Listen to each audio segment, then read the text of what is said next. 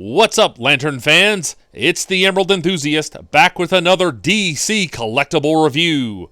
This time, I'll be taking a look at the DC Direct Blackest Night bust of Black Lantern Batman. I've been trying to complete this bust set for a number of years. This is one of the busts that was very difficult to find for a reasonable price. Obviously, I was finally able to do so. So let's take a look at the box details now. On the bottom, you can see that the bust is numbered out of 3,500 pieces. On the front, it says Heroes of the DC Universe, Blackest Night. There is the creative team. We get a product shot on the front. Also a product shot here on this side. Another product shot on the opposite side. And on the top, another product shot. And of course, it says Black Lantern Batman bust. And we see the Green Lantern and Black Lantern Corps logos. And with all that being said about this box, now I think it's time to see what's inside. And here we see the Black Lantern Batman out of the package and ready to spread death across the DC universe. This bust is somewhat controversial because if you remember from Blackest Night, this is not actually Bruce Wayne. This was a clone created by Darkseid. So some collectors feel that Batman got too much focus here, but I still think there's a lot of merit to this bust. So let's take a closer look at the loose details now. Here is a look at the base with the Black Lantern logo. I do like the paint choice here. You can see the logos here from the other cores, although in this case with the cape, some of the ones on the back of the base are obscured. But again, I've always been a fan of these bases for this bust series. Underneath here, you see the numbering. It says Heroes of the DC Universe. Here's a closer look at the torso, and I do like the muted gray that's been used. I do think that the symbol here that combines the Batman symbol and the Black Lantern Corps symbol has been executed very well. The pouches are sculpted very well.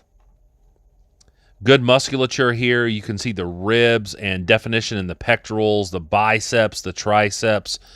This is the kind of detail that you would expect for a high-end collectible.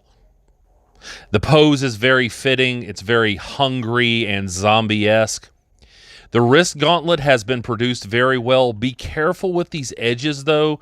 You certainly don't want to snap one of those off. Likewise with the hand here, which has been painted and sculpted very well. I like the dirt on the ends of the fingers, but be careful when you are picking this up. You wouldn't want to damage one of those fingers. Here is a close-up of the ring hand, and I appreciate all of these veins that have been sculpted in.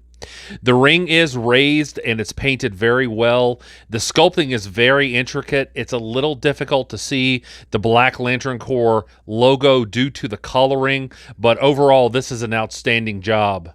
Here's a closer look at the cape, and you can see all of these wrinkles and folds that have been sculpted in. I really like this dirt that's been painted on here. That just looks so good. Remember, he burst out of the ground in Blackest Night. And you can see that the edges look tattered and ripped. I really think that's fine work.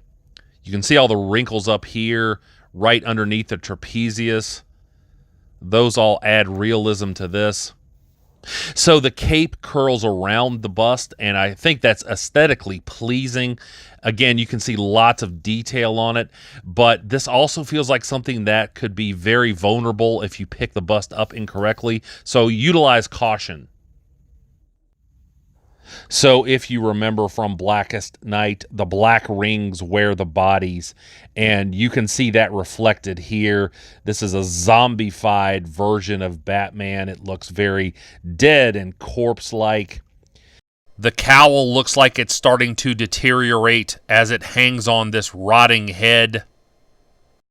And I really like how the edges of the cape here curl up. And if you'll notice here on the side of the neck, you can see the veins and the muscles standing out, and that's indicative of someone who is screaming. So I really like that aspect of this. The sculptors did an excellent job at capturing the way that fabric droops and folds. And just like with an action figure, the head and neck area can make or break a piece, and I think in this case, it's certainly a positive. And I really have to point out how excellent the paint applications on the eyes and teeth are. You can see just how unsettling all of that looks. All of the areas that represent organic materials seem to be dead and decaying, and that really pulls together all of the aspects of this bust.